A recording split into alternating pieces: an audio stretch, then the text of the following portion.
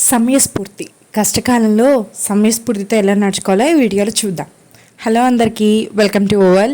Please like, share and subscribe to our channel Hasu and Jassu. అనగనగా ఒక ఊరిలో బంటి అని ఒక తెలివైన మరియు చలకైన పిల్లాడు ఉండేవాడు. బంటి అందరితో చాలా కలిసిపోతూ ఉండేవాడు. ఒకరోజు బంటి వాళ్ళ స్నేహితులందరితో కలిసి వాళ్ళ ఇంటి దగ్గర ఉన్న పార్క్లో చాలా ఆనందంగా చలాకీగా కబుర్లు చెప్పుకుంటూ నవ్వుతూ ఆడుకుంటూ ఉన్నాడు. అప్పుడు వాళ్ళ నాన్నగారు పిలిచి, బంటి, పక్క ఊర్లో మా స్నేహితుడు ఉన్నాడు, అతను ఒక విలువైన సూట్ కేసు ఇస్తాడు, వెళ్ళి తీసుకురా జాగ్రత్తగా అని చెప్పాడు వాళ్ళ నాన్న. సరే, నాన్నగారు చెప్పారు కదా అని బంటి బయలుదేరాడు. పక్క ఊరే కదా, నిదానంగా నడుచుకుంటూ వెళ్దాంలే అని నడుచుకుంటూ పాడుకుంటూ ఆడుకుంటూ వెళ్ళాడనమాట. అప్పుడు బంటి వాళ్ళ నాన్నగారి స్నేహితుడు బంటికి ఒక సూట్ కేసు ఇచ్చి, జాగ్రత్తగా వెళ్ళు, ఇందులో చాలా విలువైన వస్తువులు ఉన్నాయి అని బంటికి చెప్పాడు. సరేనని చెప్పి బంటి ఆ సూట్ కేసుని జాగ్రత్తగా పట్టుకుని బయలుదేరాడు. అలా బయలుదేరి నడుచుకుంటూ మెల్లగా వాళ్ళ ఊరికి చేరడానికి ప్రయత్నిస్తున్నాడు. దారిలో బంటిని ఎవరో ఫాలో చేస్తున్నట్టుగా గమనించాడు. బంటి కొంచెం వేగం పెంచాడు. ఆ వెనకాల ఫాలో చేస్తున్న దొంగ కూడా బంటి కోసమని బాగా వేగంగా ప్రయత్నించాడు.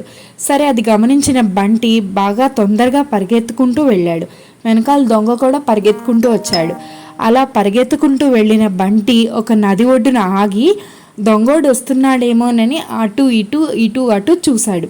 దొంగోడు ఇంకా రావడం లేదు. బంటి తొందరగా ముందుకు పరిగెత్తుకుంటూ వచ్చేసాడని ఆ సూట్ కేసుని పొదల చాటున దాచి బంటి గట్టిగా అరవటం మొదలుపెట్టాడు.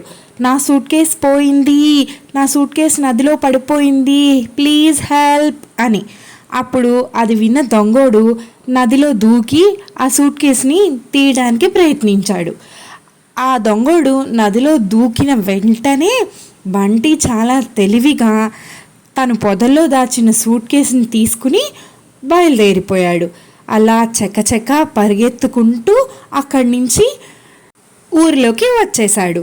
అలా ఊరిలోకి వచ్చేసిన బంటి వాళ్ళ ఇంటి వైపుకి పరుగులు తీస్తూ వెళ్ళిపోయాడు. పరుగులు తీస్తూ వెళ్ళి వాళ్ళ నాన్నకి సూట్ కేసుని భద్రంగా అప్పచెప్పాడు.